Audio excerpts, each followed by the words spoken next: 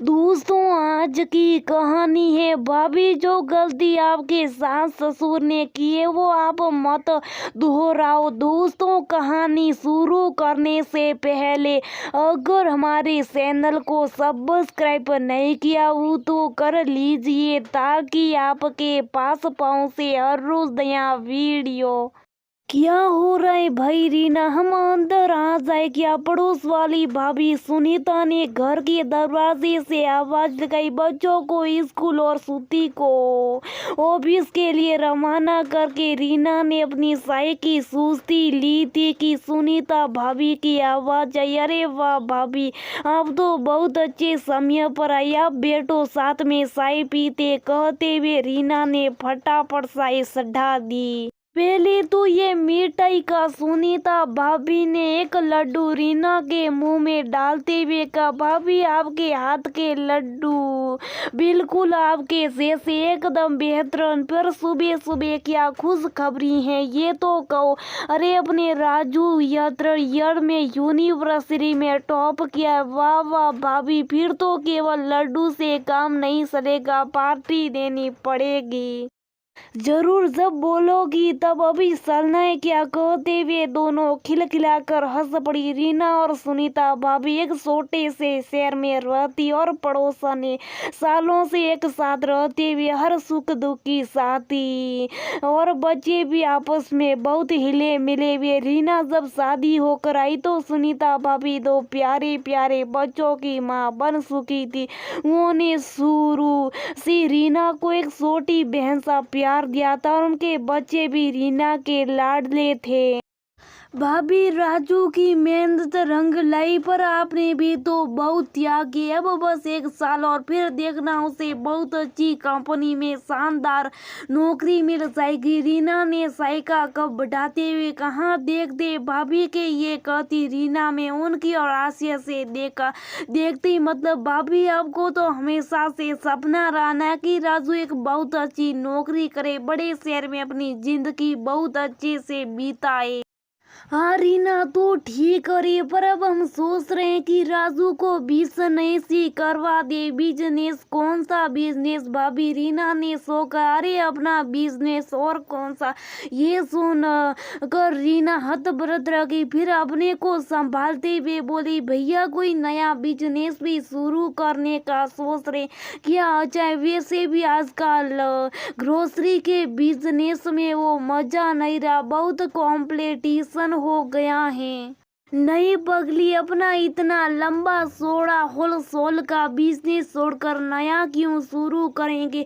अब ये अकेले पड़ जाते। बस राजू अपनी पढ़ाई खत्म करके आ जाए तो इन्हें आराम मिले। भाभी आप ये क्या कर रही हो? रीना को जैसे बिजली का झटका लगा। इसमें कौन सी अनोखी बात है रीना? अपना बेटा अपने पास रहेगा, इसी अच्छी बात और क्या हो सकती है? उसके बच्चों को आराम से खिलाऊंगे।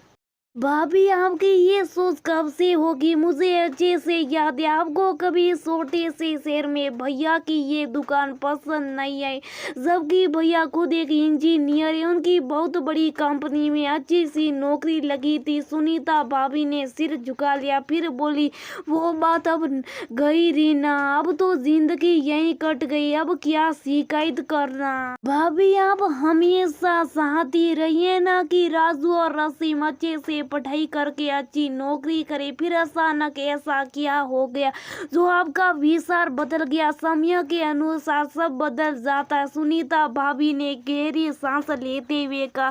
भाभी बच्चों को अपने बचपन से यही कहकर बहुत ही अच्छी शिक्षा दी और हमने से दूर बार पढ़ने भेजा। मैं मानती हूँ कि यहाँ भी बहुत से अवसर है, पर भैया की वही किराने की दुकान में राजू को भी लगाना। भाभी वो कितना होशियार है, उसका भविष्य बहुत उज्जवल है। अगर वो अपनी काबिलियत के अनुसार कोई और बड़ा और अच्छा बिजनेस करना चाहे तो बात अलग है, तो अपने बिजनेस भी किया बुराई। रीना भाभी आपने हमेशा मुझे अपनी छोटी बहन जैसा प्यार दिया, इसलिए ये कब कहने की हिम्मत भी कर पा रही हूँ।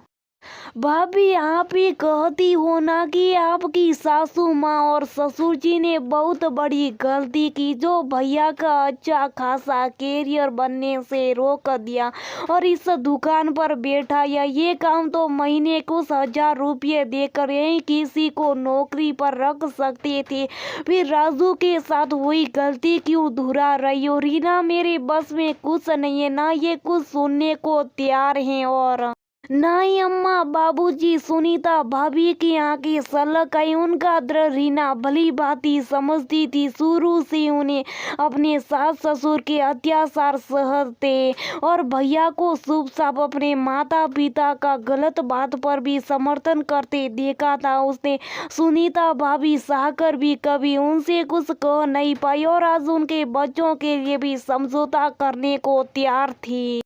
भाभी आपने आज तक जो कुछ सहा है मुझसे छुपा नहीं है, पर अब तो आपको अपने बच्चों के लिए खड़ा होना ही होगा।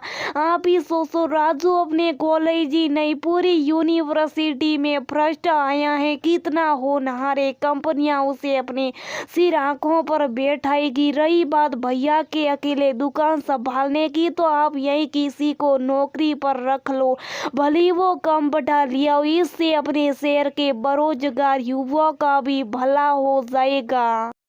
भाभी जो गलती आपके सास ससुर ने की है वो आप मत दोहराओ। बच्चों को खुली आकाश में उड़ने दो। भैया को तो आपके जैसे पढ़ी लिखी समझदार पत्नी मिल गई, पर किया आजकल क्यों शिक्षा प्राप्त कोई लड़की कभी यहाँ ऐसे माहौल में रहने को राजी होगी? रीना तो बिल्कुल सही करिए, तेरी बातों से मुझे बहुत हिम्मत मिली है। सच में अब मैं अपने बच्चों के सपनों के बीच किसी को नहीं आने दूंगी।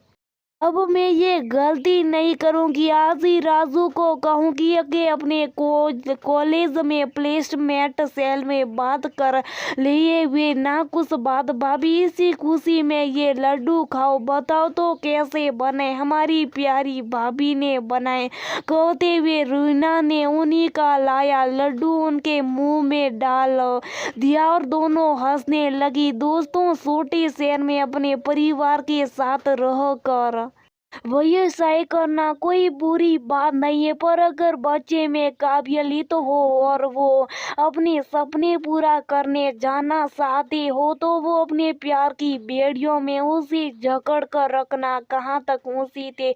हो सकता है शुरू में वो कुछ ना कहे, पर बाद में उसकी कुटा घर में कलह करके सभी का जीवन तनावग्रस्त बना सकती है।